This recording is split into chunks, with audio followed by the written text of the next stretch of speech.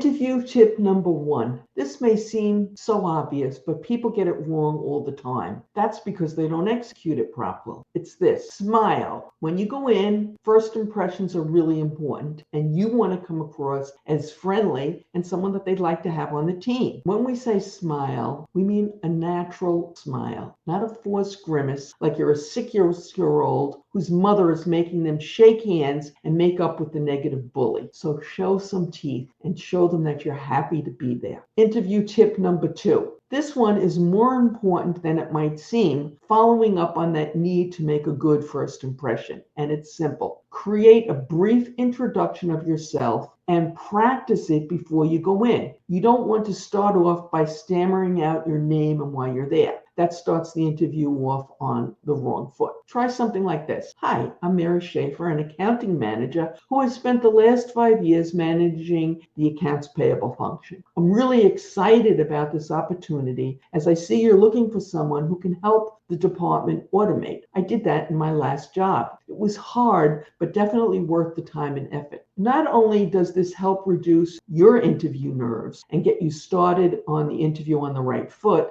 exuding confidence, you can use different versions of the same response for different interviews. And of course, keep that natural smile on your face while you're talking. You can practice this beforehand so you don't stumble over your words.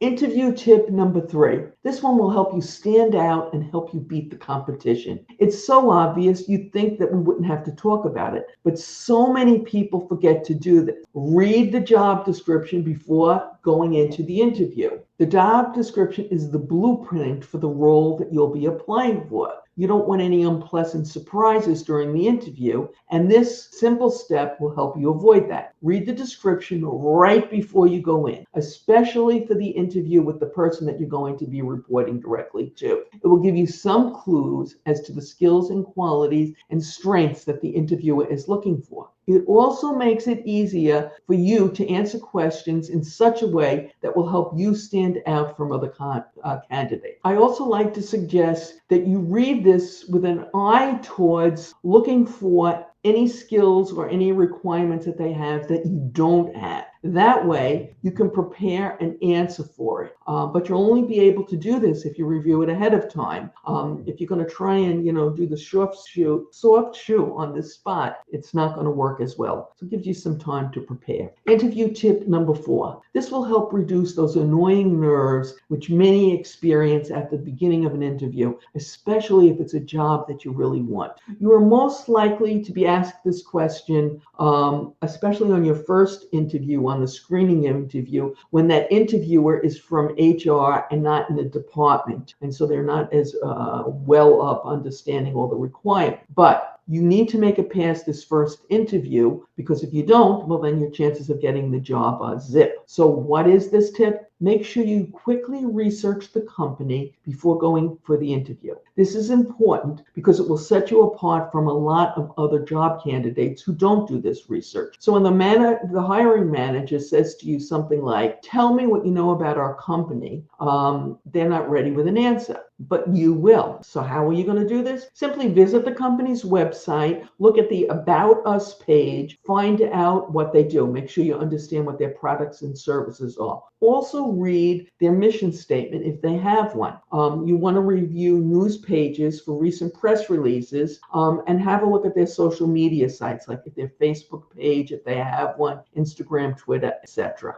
If they do, when you look at these, this will make you aware of the latest news stories about them, and it's important that you know this, you know what they're happy about. Also, if you do a quick Google search, it'll give you any negative press, which is important that you know about, because you want to make sure that if you take the job, if they offer it to you, that this is a company that with longevity that you're going to want to work for. Interview tip number 5. You don't want to come across as shifty or untrustworthy, do you? Of course not. So make eye contact, direct eye contact when you're talking. Now, not constantly, because if you get into a staring contest with the interviewer, that's not a good look either. But do look at the person and not at everything else in the office, no matter how interesting it might be. Ideally, when you first come in, you want to make that eye contact when you're leaving, especially if you're shaking hands saying goodbye. Although I realize today some people prefer not to shake hands. So you want to be alert for that also. Tip number 6. If you don't take this step, you could unintentionally come across as disorganized or worse. If you're having the interview virtually, as many first interviews are today, make sure that the visual presence showcases you in the best possible light. Now, I'm not talking about actual light, although if you are in some shadows, you could kind of unintentionally come across as secretive or shady, but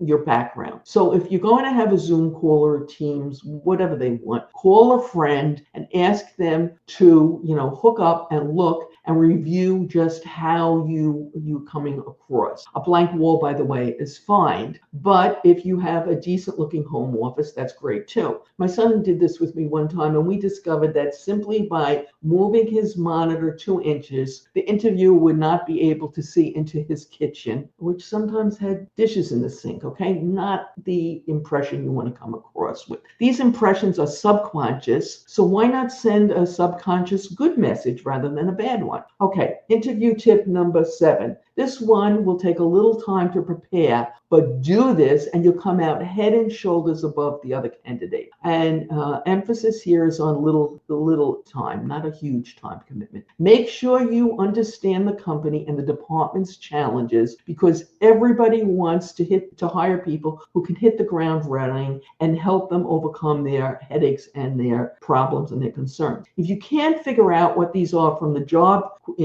description or the interview so far, at the appropriate time during the interview, you might ask what their biggest jobs are. So, for example, if they're describing a problem that they had that they'll want you to work on, you could ask, hey, is that your biggest problem or challenge? And if they say no, then ask what it is. And if they say yes, then say, well, what are some of the other problems that you're experiencing? And then you can craft your answers around it so that you come across as the ideal candidate.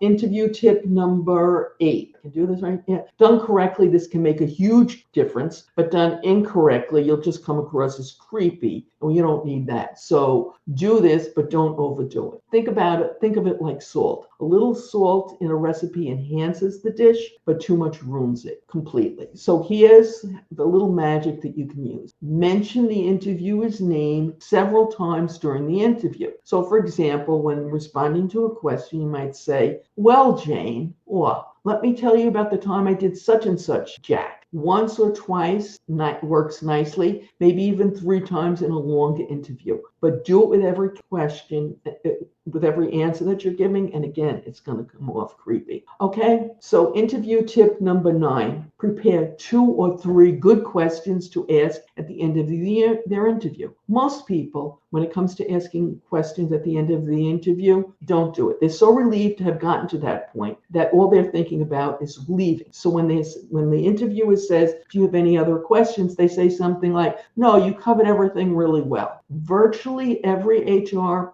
expert will tell you this is a huge mistake. It is your golden opportunity, and your last golden opportunity, by the way, to make a really good question. But what if you truly don't have any questions? Sometimes your mind just goes blank. What should you ask? We've got you covered here. Click on the link that has appeared on your YouTube screen and is in the description. It will give you some killer questions that showcase that you are the very best candidate for the position. Good luck.